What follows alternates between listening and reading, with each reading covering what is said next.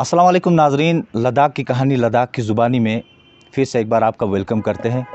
और हर बार हम आपकी मुलाकात एक नई हस्ती से कराते हैं और आज हम जिन हस्ती से आपकी मुलाकात करा रहे हैं उनका नाम है हाजी मिर्ज़ा हुसैन, जो कि एक्स ड्यूटी डायरेक्टर रहे हैं जम्मू कश्मीर के यूथ सर्विस एंड सपोर्ट्स के। तो हाजी मिर्ज़ा साहब आज हमारे साथ जुड़े हुए हैं। इन्हीं से जानने की कोशिश करेंगे इनके टेन्योर में यूथ सर्विस सपोर्ट्स के अंदर ख़ासकर लद्दाख को लेकर इन्होंने अपने टेन्योर में किस तरह का काम किया है, और ख़ासकर आज हम जानने की कोशिश करेंगे किस तरह के स्कोप्स हैं सपोर्ट्स को लेकर लद्दाख के अंदर और कारगिल के अंदर। ये हम जानने के लिए आज हमारे साथ जुड़े हुए हैं एक्स ड्यूटी डायरेक्टर हाजी मिर्ज़ा हुसैन। तो इन्हीं से हम बात करेंगे। सबसे पहले हाजी साहब, हम आपका बहुत बहुत वेलकम करते हैं हमारे चैनल में। हाजी साहब, सबसे पहले तो हम आपके बारे में जानना चाहेंगे, आप अपने बारे में थोड़ा सा। शुक्रिया मुदस्सिर साहब।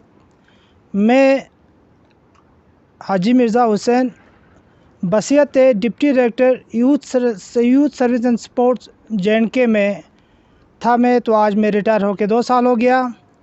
जहाँ तक आपने बोला कि आपके टेन्योर में क्या किया, ये बहुत बड़ा इनकलाब है। जब से मैंने Basiyat district youth and sports officer 10 साल काम किए और बसियत डिप्टी डायरेक्टर 8 साल काम किए। जहाँ तक लेह एंड करगिल का सवाल है, उस दिनों बिल्कुल इन्फेंट थे स्पोर्ट्स के मामले में। खुसूसन मैं आपको बताऊंगा बच्चियों के बारे में। 2004 में पहली दफ़ा यहाँ इंटर स्कूल्स हमने खो खो का मुनक़द किया। तो उस वक़्त हमारे बच्चियों की बात कर रहा हूँ मैं, उस वक़्त हमारे बच्चियाँ जो है पार्टिसिपेट टोटली नहीं कर रहे थे खो खो में। तो उस वक़्त मुझे पता है इंटर डिस्ट्रिक्ट के लिए मैंने बुला था, सिर्फ हमारे पास 2 टीम आया। एक आपका विद्यालय आया, तो दूसरा आपका हायर सेकेंडरी स्कूल सांकू आया। सांकू इसलिए आया क्योंकि वहाँ की जो प्रिंसिपल साहिबा थी, बहुत ही बाद में वो जॉइंट डायरेक्टर रहा है, तो सूर्या मैडम जी, उसके पुरजोर कोशिश से आया 2 टीम। इसके बाद इसी टीम को हमने आगे लेते हुए उसी साल में हमने स्टेट में दे दिया। स्टेट के बाद 22 डिस्ट्रिक्ट को ये डिवीज़नल खेलने के लिए दे दिया। तो डिवीज़नल में हमारे अंडर 14 के बच्चियाँ पहली दफ़ा चैम्पियन रहा। फिर मैंने सोचा क्यों ना हम 22 डिस्ट्रिक्ट को करगिल में ही बुलाकर करगिल में खेलेंगे। तो उस वक़्त हमारे यही बच्चियाँ जो है 22 डिस्ट्रिक्ट यहाँ आगे आपके करगिल में, तो 22 डिस्ट्रिक्ट में चैम्पियन रहा। और पहली दफ़ा हमारे गर्ल्स टीम जो है बहुत कोशिश करने के बावजूद 10 साल 15 साल पहले नेशनल में चला गया। तब से as well as boys and girls काफ़ी यहाँ कोशिश कर रहे हैं। रहा बसियत, मैंने बोला जहाँ आपने बोला मेरे बारे में, बसियत में वहाँ डिप्टी डायरेक्टर रहा। इसके बाद मैंने 5th एशियन आर्चरी कप 1987 में पहला JNK का पहला हूँ, तो जिन्हें आर्चरी में मैंने एज ऑफिशियल काम किया जी। तो मैं एग्जीक्यूटिव मेंबर्स रहा। स्कूल फेडरेशन ऑफ इंडिया हमारे सबसे बड़ा बॉडी है इंडिया में, वहाँ एग्जीक्यूटिव बॉडी में मैं 6 साल रहा। तो इसके बाद स्टेट ने मुझे इसी सिलसिले में ऑनेस्टी का मुझे अवार्ड भी दे दिया, और CM इसके लिए ऑनेस्टी अवार्ड के लिए रिकमेंडेशन भी चला गया। तो रहा, जब से मैं वहाँ रहा हमने एक प्लान बनाया रहबर खेल के नाम से, शायद अभी आप लोग हमारे पूरा JNK में चल रहा है। रहबर खेल के लिए मैंने ही A से Z तक, A से मतलब प्लान से लेकर सेंक्शन तक मैंने वहाँ का खुद काम किया है। 7,411 पोस्टें हमने रहबर खेल में आइडेंटिफाई किया था।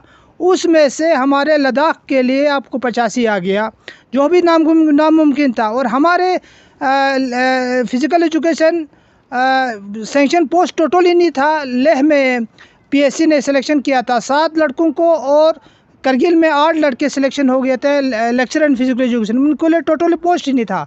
हमने वहाँ से 14-17 पोस्ट जो है आपके लद्दाख में लाया। ये रहा हमारा इधर आपके लद्दाख के बारे में। इसके बाद हमने आते ही मैं यहाँ पहुँच गया, तो लोगों ने बैठने नहीं दिया। तमाम एसोसिएशन से आए, तो उन्होंने कहा हाजी साहब हम आपके एक्सपीरियंस को यहाँ यूटिलाइज़ करना चाहते हैं, मेहरबानी करके आप कुछ वक्त निकालिए। और हमें जब से UT बना है तब से और आज के बाद थोड़ा फ़र्क आ गया। इससे पहले जब हम था J&K स्पोर्ट्स काउंसिल के साथ था, नॉन स्टूडेंट जो था वो स्कूल के साथ, स्कूल वाला हमारा ग्राफ ठीक ही है, बहुत ही अच्छा है। रहा स्पोर्ट्स काउंसिल में अभी 70 साल हो गए, उन्होंने एक पैसे भी इन्होंने यहाँ इस्तेमाल नहीं किया। ना हमारे कंपटीशन के लिए फंड्स मिल रहा था, ना हमारे यहाँ स्पोर्ट्स इंफ्रास्ट्रक्चर के लिए। तो फील किया, नौजवानों ने फील किया, मेरे पास आया, बोला जी इस तरह से आप कुछ हमें मशवरा दे दो। तो उन्होंने बोला कि डिस्ट्रिक्ट ओलंपिक एसोसिएशन बनाए। उन्होंने बोला ठीक है आप, क्योंकि डिस्ट्रिक्ट ओलंपिक जो एसोसिएशन बना था सर, उसके बनाने का क्या मकसद था और उसके बनाने के बाद कितने एसोसिएशंस आपके साथ जुड़े थे? हाँ, जब से यूटी बना तो हमको एक डायरेक्टली इनडायरेक्टली स्पोर्ट्स डिपार्टमेंट को बहुत फ़ायदा है, ये आपको मानना पड़ेगा। ये अपने लद्दाख को, ऐसे ये लद्दाख के एसोसिएशन को डायरेक्टली फ़ायदा है, क्योंकि पहले हमारा डायरेक्ट लिंक होता था, कोई भी जो मदर ये बॉडी है इंडिया का, उसके साथ लद्दाख का डायरेक्ट एफिलिएशन हो जाएगा। उसका फ़ायदा ये हो जाएगा, आपको डायरेक्ट फ़ंड इधर मिल जाएगा। पहले रूटेड होके आते थे, फिर हमको कहीं डिस्ट्रिक्ट का मिलता था, आज हमको पूरे हमको स्टेट का हमको फंड्स मिलेगा। तो इसका मकसद ये है, जितने भी डिसिप्लिन है, आपको ओलंपिक हो, नॉन ओलंपिक हो, कॉमनवेल्थ का डिसिप्लिन हो या इंडिजिनस गेम हो, उसको बढ़ावा देने के लिए इनका नॉर्म्स है। जितने भी फेडरेशन है इंडिया में एग्जिस्ट करता है, उनका नॉर्म्स ये है कि आपको स्टेट मीन्स आपका यूटी में और आपके डिस्ट्रिक्ट में आप ये क्लब बना दे हर एक गेम का। तो उसका मकसद ये है कि ताकि डायरेक्टली फंड आकर यहाँ कंपटीशन ऑर्गेनाइज करे। उस सिलसिले में करगिल डिस्ट्रिक्ट ओलंपिक एसोसिएशन पिछले दिनों ही बना है। उसके अंडर 22 रिकॉग्नाइज्ड एफिलिएटेड एसोसिएशन हमारे साथ जुड़े हैं। यही एफिलिएशन आइंदा नेशनल के लिए हो, इंटरनेशनल के लिए, यहीं से टीम इंशाल्लाह निकालने का हमको उम्मीद है। जी, जब आप डायरेक्टर रहे थे तब जम्मू कश्मीर और लद्दाख हुआ करता था, लेकिन अब लद्दाख यूनियन टेरिटरी बन चुका है। तो उस दौरान और अब में आप किस तरह का फ़र्क देखते हो, डिफरेंस देखते हो? हाँ, उस वक्त हमारे बच्चे जो है, स्कूल फेडरेशन ऑफ इंडिया का एक कंपटीशन होता है स्कूल बच्चों के लिए, तो अभी तो नॉन स्टूडेंट्स के लिए मैंने बोला। तो डायरेक्टली J&K से जो भी लड़के सिलेक्ट होता है, 22 डिस्ट्रिक्ट से सिलेक्शन वाले सीधा वहाँ चले जाते हैं। तो हमारा मिनिमम पार्टिसिपेशन हो जाता है, हार्डली आपको 10 से 20 अगर हो तो। आज हमको क्या है, आपको स्कूल फेडरेशन ऑफ इंडिया के लिए आपके लेह एंड करगिल से आपको बच्चे जाएंगे, डायरेक्टली पार्टिसिपेट करेंगे। और स्कूल नेशनल गेम्स में 84 डिसिप्लिन है। 84 में अगर हमारे पास फंड अवेलेबल होगा, आपका यूटी कल कमिश्नर साहब भी हम गए थे, फंड्स भी इन्होंने थे, तो उस सिलसिले हमारे लड़कों को डायरेक्ट आपको फ़ायदा मिलेगा। रिसेंटली सेक्रेटरी जो है यूटी लद्दाख के, वो दौरे पे थे कारगिल के, तो आपका एक डेलीगेशन भी जाके उनके साथ मिला है। तो कौन कौन से पॉइंट्स आपने वहाँ पे रखे और आपको किस तरह का एश्योरेंस मिला? हाँ, ओवरऑल तो सबसे पहले हमने बताया सर, क्योंकि हमने 70 साल J&K के साथ रहा, हमको कोई वहाँ से हमको शेयर टोटली नहीं मिला। तो फ़ायदा ये हो गया है कि यूटी से आने से हमको डायरेक्ट फ़ंड मिल जाएगा। अब ये जितने भी फंड आ जाएगा, लेह एंड करगिल के लिए, दोनों के लिए बराबर आप ये प्रपोज करें। अभी तो वेलकम है कि इन्होंने लेह में सिंथेटिक ट्रैक बना रहा है, आपको एस्ट्रोटर्फ बना रहा है, इंडोर स्टेडियम बना रहा है। सुना कि यहाँ भी 30 करोड़ रुपया यहाँ आ गया है, लेह के लिए भी 30 करोड़ रुपया आया। हमने बोला सर हमारा बिल्कुल कॉमन प्रॉब्लम है, लेह एंड करगिल का कॉमन प्रॉब्लम है। और सबसे पहले हमने ये बताया कि आपको पॉलिसीज़ बनाओ। पॉलिसीज़ मींस आपके ज़ीरो से आपको यहाँ स्टार्ट करना है। देखो, आपको मैं एक मिसाल दे दूँगा, आपको पॉलिसी जब तक नहीं होगा तब तक आपको सपोर्ट्स के लिए कोई आपको वेटेज ही नहीं है। जब तक आपका पॉलिसी फ्रेम नहीं हो जाएगा, तो उन्होंने वेलकम बताया, उन्होंने हमको भी बताया, आप लोग भी अपना पॉइंट जितने भी इनकॉर्पोरेट करना है आप हमको लिख कर दे दो। मैं आपको एक मिसाल दे दूँगा, आपको फिज़िकल एजुकेशन आपको कंपलसरी बनाना है। Colleges, universities, physical education department में आज की डेट पर फिज़िकल एजुकेशन और being taught up to the middle level पर ही है। इसको आपको प्राइमरी लेवल पर लेना है। जो ही प्राइमरी पर लेवल पर ले जाएगा, आपका पोस्ट ऑफ क्रिएशन आपको ऑटोमेटिकली आपको हो जाएगा। अनकवर्ड जितने भी स्कूल से हो जाए, हमने पहले उनको ये बताया। तो दूसरा बताया हमने ये पॉलिसीज़ में जो हमारे बच्चों को वेटेज मिलता है। मान लो कि आपका एक अच्छा खिलाड़ी है, SRO 349 में आपको अपॉइंटमेंट मिलता है बगैर इंटरव्यू, आपके जितने भी स्पोर्ट्स पर्सन है। तो अभी वो बंद हो गया, क्योंकि जब ये यूटी बन गया तो बन गया। हमने बोला जनाब जब तक आपका पॉलिसीज़ बने तब तक आप कमेटी बैठाकर इन बच्चों को अपॉइंटमेंट जो भी एलिजिबल है दे दे, और आपके यूनिवर्सिटीज़ में, आपके कॉलेजेस में, आपके टेक्निकल इंस्टीट्यूशंस में आपको वेटेज है स्पोर्ट्स कोटा में। स्पोर्ट्स कोटा में जो भी आता है, जिस इंस्टीट्यूशन में आता है, हमने उनसे रिक्वेस्ट किया मेहरबानी करके जो अभी हमारे एलिजिबल लड़के हैं इनके लिए आप सीट रिजर्व कर लीजिए ताकि हमारे बच्चे सफ़र न हो। दूसरा जो है हमने बताया ये यूथ हॉस्टल के बारे में, क्योंकि यहाँ एक यूथ हॉस्टल बहुत ज़रूरी है। हमारे इस सिलसिले हमारे 12 कनाल ज़मीन हमारे यूथ डिपार्टमेंट ऑलरेडी अलॉटेड है 15-20 साल पहले। उस पर 21 लाख रुपया मेरे पीरियड में ही खर्चा हुआ था, तो उन्होंने नोट भी किया। जितने भी पॉइंट्स हमने इनको दे दिया इन्होंने अच्छी तरह से नोट किया, तो हम उनके बहुत बहुत मशकूर है। किस तरह का रिस्पांस मिला सर आपको? बहुत ही अच्छा रिस्पांस मिला। जितने भी एसोसिएशन हमारे साथ कम से कम 10-20 एसोसिएशन साथ थे, तो सबों ने जिस एसोसिएशन का जो पॉइंट्स था उन्होंने कर दिया। फिर मैंने बताया कि हमारा ये जो विंटर स्पोर्ट्स है, खुसूसन आइस है और स्नो वाला जो गेम है, इसको स्कूल फेडरेशन ऑफ इंडिया में इंक्लूजन करना चाहिए, ताकि स्कूल फेडरेशन ऑफ इंडिया में जो ही इसका कैलेंडर निकल जाएगा इंडिया का जितने भी, फिर तो हम यहाँ ऑर्गेनाइज कर सकते हैं। इसके बाद जो ही यहाँ से खेल देंगे फिर हमारे लड़के इंटरनेशनल स्कूल्स गेम में चला जाएंगे। जो ही इंटरनेशनल स्कूल्स में गेम में फिर सीनियर तक ये लोग खेलेंगे। इसके बाद तो खुद ब खुद हमारा ये गेम जो है मैं आपको बोलूँगा विदिन 2 ईयर्स आपको रिजल्ट दे देगा, अगर हमारा ये इंक्लूजन होता है स्कूल फेडरेशन ऑफ इंडिया की कैलेंडर में। यूथ सर्विस एंड स्पोर्ट्स में आपका काफ़ी बड़ा एक्सपीरियंस रहा है सर, आप एक्स ड्यूटी डायरेक्टर रहे हो। तो जो विंटर स्पोर्ट्स हमारे पास हैं या दूसरे जो स्पोर्ट्स, हम टाइकोंडो की बात करें, आइस हॉकी की बात करें, आर्चरी की बात करें और बहुत सारे विंटर गेम्स हैं, उनको अपलिफ्ट करने के लिए फ्यूचर में किस तरह के प्लानिंग्स होनी चाहिए? जब तक आपके पास किसी गेम्स के लिए प्रॉपर कोचेस ना हो, आपके पास NIS coaches boxing, taekwondo, volleyball, 3 लड़के हमारे पास 3 गेम हैं जिसमें हमारे पास कोचेस है।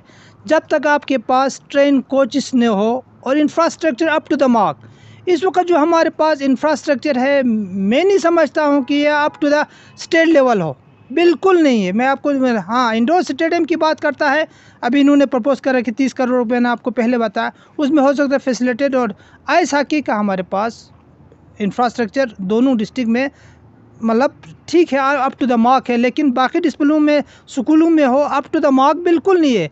जब तक आपको इंफ्रास्ट्रक्चर और कोचेस ना हो तो मैं नहीं समझता हूँ कि किसी गेम में आपको आगे, जहाँ अभी जो हमारे बच्चे कर रहे हैं एक्स्ट्रा ऑर्डिनरी एक्सेलेंसी है बच्चों में, एक्स्ट्रा ऑर्डिनरी इनमें स्टेमिना है, ये करते हैं। जो एक नेशनल वाला लड़का नेशनल इधर ट्रेनिंग इंस्टीट्यूट में बैठता है, जंप करता है, हमारे बच्चे जो है एक फ्लोरिंग में, हॉट फ्लोरिंग में वो जंप ले लेता है, जबकि एक बच्चा जो है 2-3 साल ट्रेनिंग करने के बाद जंप करता है। यानी हमारे पास पोटेंशियल है, लेकिन आपको infrastructure up to the marks, up to the standard होना चाहिए। बिल्कुल। तो आखिर में हमारा एक सवाल रहेगा सर कि आप अपने एक्सपीरियंस को लोगों के साथ शेयर करेंगे और यूथ सर्विस सपोर्ट्स में इस वक्त किस तरह की ख़ास ज़रूरतें हैं, और ख़ासकर लद्दाख रीजन के अंदर स्पोर्ट्स को बढ़ावा देने के लिए, क्योंकि बहुत सारे हमारे ऐसे प्लेयर्स हैं जो आपके टेनवर में नेशनल और इंटरनेशनल तक भी खेल चुके हैं। तो आने वाले दिनों में किस तरह की प्लानिंग स्ट्रेटजीज होनी चाहिए?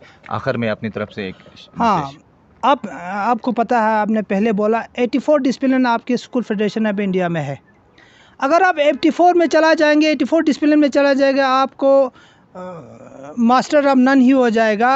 आपको जितने रिजल्टेड ओरिएंटेड आपके पास गेम है, मैं आपको बोलूँगा आर्चरी में आप नहीं जा सकता आगे। क्यों? क्योंकि आपके पास आपका जो सोफिस्टिकेटेड आपके पास जो इक्विपमेंट है आपके पास किसी के पास अवेलेबल नहीं, नोबडी कैन अफोर्ड। मैं आपको बताऊंगा आज की डेट पर कोई देखो 1.5 लाख रुपए देकर आपको आर्चरी का वो नहीं ला सकता है। हाँ, हमारा ट्रेडिशनल गेम्स है, इसमें कोई शक नहीं, लेकिन इसको आगे बढ़ाने के लिए आपके पास, जब मैं उस वक्त वहाँ 87 में था, रशिया का कोच था, फर्स्ट बैच था इंडिया का, तो उस वक्त 15,000 में था। उस वक्त हमारी क्या बात करता है, तनख्वाह था हमारे पास 600 रुपये की 700 रुपया था 87 में। आज 1.5-2 लाख रुपया का आपके पास बॉस है, और ये कोई अफोर्ड नहीं कर सकता है।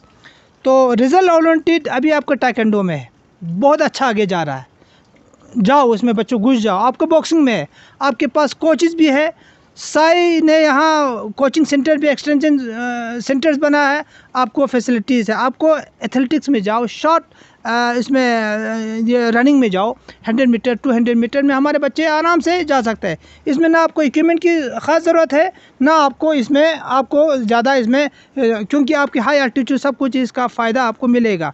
ये 2-3 आइस हॉकी में आप जा सकता है। आइस हॉकी में तो हमारा तो ये थे Haji Mirza, ex deputy director youth service and sports. इन्होंने अपनी सर्विस के दौरान लद्दाख के लिए किस तरह का काम किया वो हमें बता रहे थे, और साथ ही साथ इनका मानना है कि लद्दाख के अंदर विंटर गेम्स का काफ़ी स्कोप है, और इस पर अगर इंटरेस्ट लगा के अच्छे से काम किया जाए तो लद्दाख के जो यूथ्स हैं वो स्पोर्ट्स में देश के साथ साथ पूरी दुनिया में अपना नाम कमा सकते हैं। आज के इस प्रोग्राम में इतना ही। एक और नई हस्ती के साथ आपके साथ मुलाकात होगी।